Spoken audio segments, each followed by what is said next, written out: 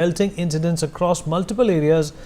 Authorities confirmed injuries to at least 6 civilians and 3 police personnel, with security forces resorting to tear gas, shelling and baton charges to disperse unruly crowds. The clashes follow growing demands for the removal of Aurangzeb's tomb. The Vishwa Hindu Parishad, a Hindu nationalist organization, recently submitted a memorandum to Maharashtra Chief Minister Devendra Fadnavis, arguing that the tomb symbolizes oppression. The group cited Aurangzeb's role in executing Maratha ruler Chhatrapati Sambhaji Maharaj and destroying Hindu temples, and similar protests have taken place in Nagpur and suburban Mumbai. Authorities are reviewing CCTV footage and other video clips to identify those who are involved, and an FIR is also registered, is what we are learning. Well, 5 FIRs have been registered so far in the violence that took place last night in Nagpur. Officials confirmed that the Panchnama has been started for the houses and the vehicles that have been damaged. Deepak Vishwakarma, my colleague, is joining us on the broadcast to talk more about this. Deepak, अगर आप मेरी आवाज़ सुन पा रहे हैं? On the stage. देखिए, जिस तरह की स्थिति थी उसमें अलग अलग तरीके से एफआईआर दर्ज की गई है, और सबसे महत्वपूर्ण बात यह है जो एफआईआर दर्ज की गई है, एक 9 लोगों के खिलाफ विश्व हिंदू परिषद, जिनके ऊपर आरोप है कि कलमा लिखा हुआ हरा कपड़ा जलाया गया, उनके ऊपर एफआईआर दर्ज की गई है। इसके इतर यदि समझा जाए तो जिन्होंने सरकारी संपत्ति को नुकसान पहुंचाया है उनके ऊपर भी एफआईआर दर्ज की गई है, और कुछ ऐसे लोगों के ऊपर भी जो असामाजिक तत्व हैं जिन्होंने पुलिस के ऊपर टारगेट करके मारा, स्टोन पेल्टिंग की है, उनके ऊपर भी एफआईआर दर्ज की है। तो अलग अलग पैमानों में एफआईआर दर्ज की गई है, और नागपुर के जोन 3, जोन 4 और जोन 5, इन 3 जोन में यदि बात की जाए तो सेक्शन 144 लगा दिया गया। अभी भी मौजूदा स्थिति है जहां मैं मौजूद हूं, मेरे से कुछ कदम की दूरी पर ये जो आप पीछे अगर इसको देखेंगे, इस जेसीबी ही को जला दिया गया था। कुछ देर पहले जो जिला प्रशासन है वो यहाँ पर आया और उसने इस पूरे का पंचनामा किया, और पंचनामा करने के बाद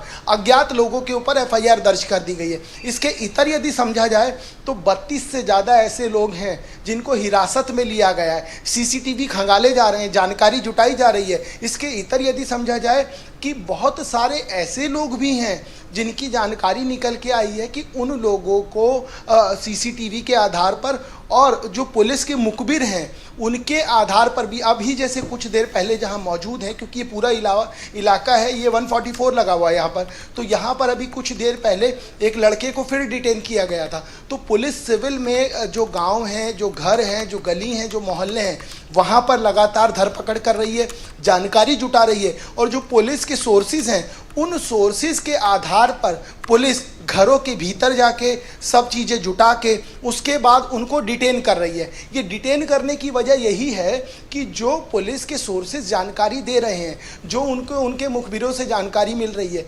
उसके आधार पर ही अब आगे की कार्रवाई की जाएगी। क्योंकि एक वीडियो भी आया है जिसमें सीएम देवेंद्र फडणवीस जो डीसीपी थे जिनके हाथ में कुल्हाड़ी लग गई थी, और उसके बाद वो सफ़ेद कपड़े से उसको बांधते हैं, और बांधने के बाद भी वो जो यहाँ मॉब बिगड़ गई थी उसको हटाने का प्रयास कर रहे थे, वो गए नहीं, जबकि उनका ये जो पूरा हाथ है ये बीच से फट गया था।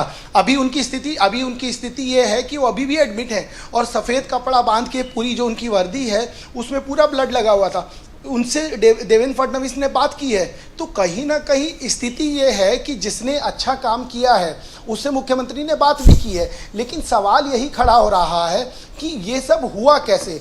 देवेंद्र फडणवीस ने एक बात बोली विधानसभा के अंदर, वही चीज़ें हम यहाँ सुबह 6 बजे के आसपास जब पहुँचे तो तमाम लोकलाइट से जब बात की गई, उनसे समझा गया कि आखिर हुआ क्या था, इस सिचुएशन बिगड़ी कैसे।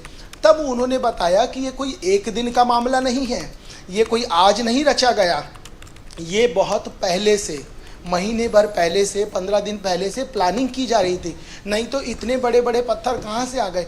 और आप समझिए टेक्निकल चीज़ को, पत्थरों को 4 पीसीज में किसी कपड़े में लपेट कर फेंका जा रहा था ताकि जो पत्थर फेंकने का पावर है, जो उसकी एनर्जी है वो बढ़ जाए, वो और दूर चली जाए।